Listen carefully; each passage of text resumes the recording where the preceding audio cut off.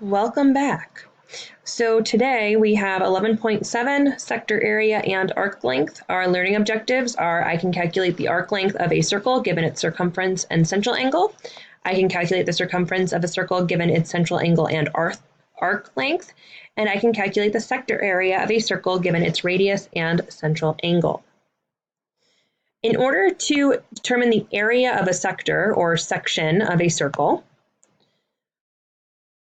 the first thing we're going to do is walk through a couple of these prompts. So the first thing is going to be an example. So circle O has a radius of 10 centimeters. What is the area of the circle, right? The formula. So the first thing that I might do in this case is to try to draw a circle. Now, of course, this is not great. I'm on a computer, but also it doesn't have to be perfect on your paper either. So here's circle O. Here's my center. Here's a radius of 10. What is the area? Well, I know that the area of a circle is equal to pi times r squared. So there's my formula. If I were to substitute in, I would say that that's equal to pi times my radius of 10 squared, or I'm going to leave this in terms of pi, 100 pi.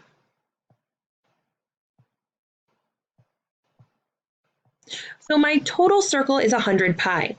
Well, question 2 says, what's the area of half? Write and explain the formula. So, well, okay, half of my circle would be 1/2 of the total area of my circle. So 1/2 of the area of my circle, or 1/2 of 100 pi, would give me 50 pi. It's half of that entire area.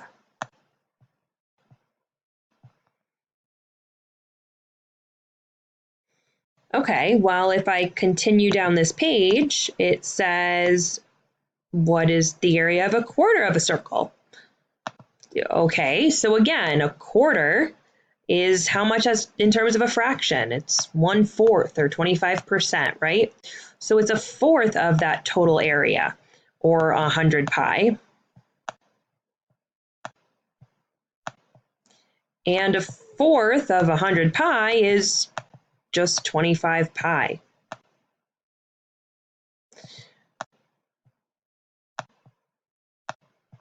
Now it says make a conjecture or, think about how to determine the area of a sector defined by an arc measuring 60 degrees.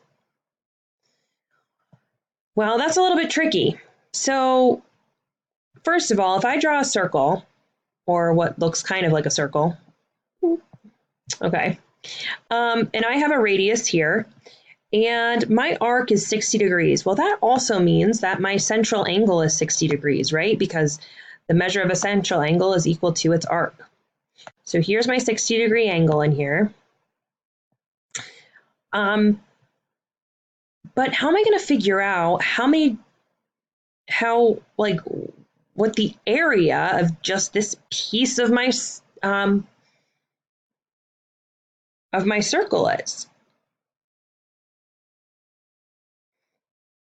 Okay, well, if 60 degrees is right here, then I can keep going around if I want to, and I can say, well, here's another 60, and a third 60 would give me 180 degrees, or half my circle.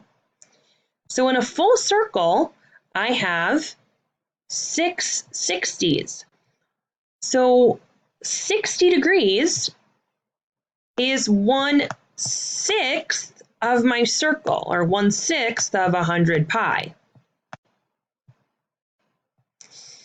Well, in this case, it worked out nice because it was evenly divisible. Sometimes it's not going to be. But either way, right now, if I wanted to, I could figure out exactly what this is. I personally would leave this one in terms of pi and just say that this is 50 pi over 3.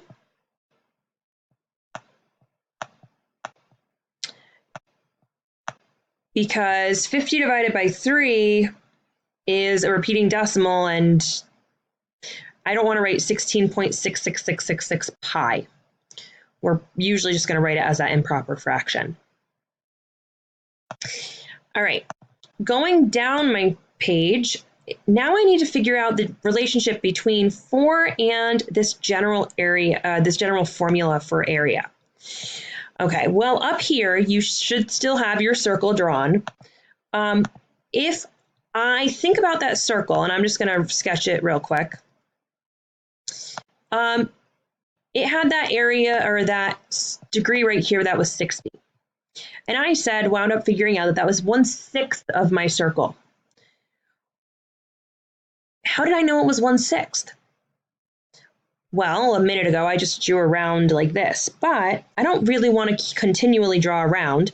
Instead, what I can do every single time is take that degree angle and divide it by 360. So 60 over 360 gave me 1/6, which is why that worked out for number 4.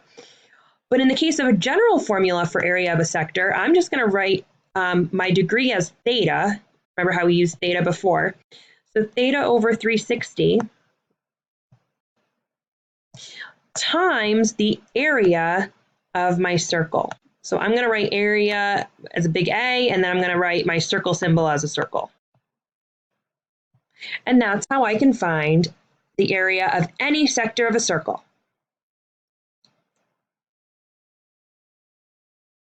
We're going to practice with that right now.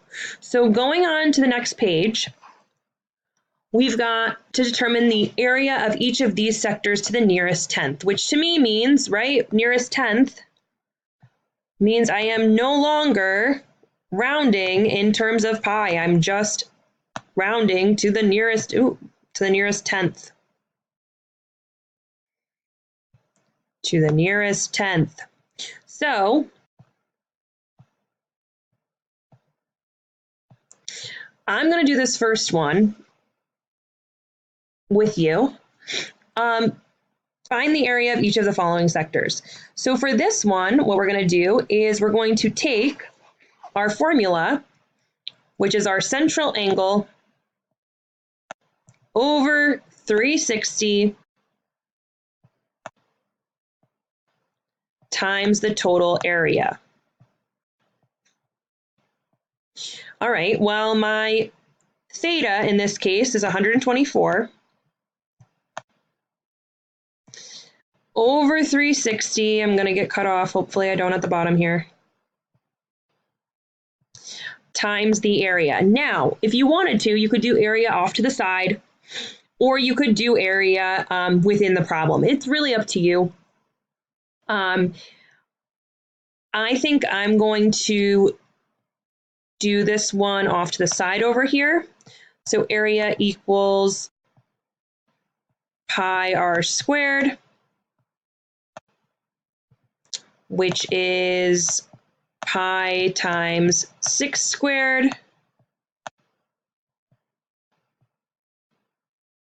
or 36 pi.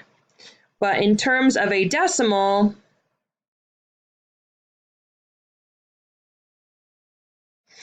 you're going to get about 113.0973. Now, do I round yet? No, we do not round yet. Hopefully we remember this. That is one big thing, right? We're not rounding yet. So right here where we put it, we can substitute that in for area. And now again, if you want to, you can store that in your calculator. If you want to store it as A, if you want to store it as X, whatever you'd like to store it as, so that you don't lose that. But no matter what, you're going to get a decimal when you do it in your calculator. And you will get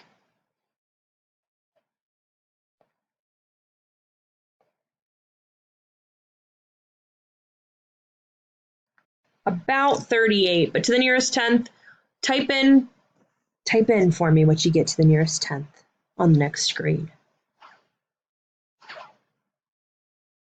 All right. We're going to move on to the next page. So keep those. We're going to do those in class tomorrow. Arc length of a circle. So arc length is about the same. This time I have a circle again with radius of 10. So here's my circle. My radius is 10. What is the circumference? Well, circumference of a circle is equal to pi times d, where d is my diameter. In this case, I'm given a radius. So in order to get the diameter, I have to multiply that radius by 2. So pi times 20, or 20 pi. Well, if this is one full circle, what's half of it? Half of 20, or 10 pi. And then continuing down, what would a quarter of it be?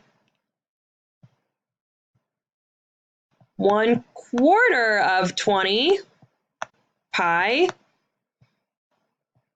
or 5 pi.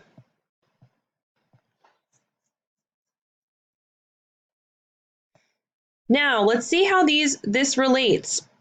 The formula for arc length, if I think about it, in terms of a circumference. Right now, if I have a circle and I break it up into quarters, here's my center. If I told you that the whole thing around was 20, we already said that each of these would be 5 pi, right? 20 pi, and then each of these would be 5 pi. Each of those sectors is a quarter of my circle. It's also 90 degrees, and it just so happens that, like the one that we just did, 90 over 360 is a quarter, 1/4 of my circle. So to move on to a general formula for arc length, gotta clear my screen. It's the exact same thing. It's pretty, well, okay, I shouldn't say the same thing. It's very similar. It's theta over 360 to get that fraction of the circle. And then in this case, it's times the circumference instead of times the area. So arc length relates to circumference. Think about it. The length of the arc around the edge is the circumference. The area inside is the sector area. And then I want you to make a conjecture about how 1 and 3 relate to the formula. I kind of already explained it though. All right, one practice, and then we're going to move on, and then I'm going to let you go for tonight. The circumference is 18 inches. Find x to the nearest hundredth. All right, well, circumference, they already gave me. Look, it's so nice for me. But I can do that arc length, formula. Theta over 360 is equal, times, not is equal to. First I have to multiply it before it's equal to anything. Times my circumference is equal to the arc length.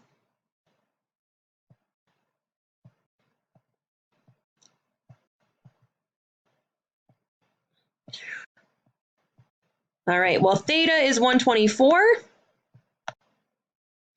over that 360. And now I'm going to use my circumference times 18. And I'm going to get the length of that arc. Type it in your calculator just like that, and on the next screen, type in what you got. We're going to do the rest of this in class tomorrow, and also go over the homework that I'm hoping that you're finishing up today too. All right, guys, I'll see you tomorrow.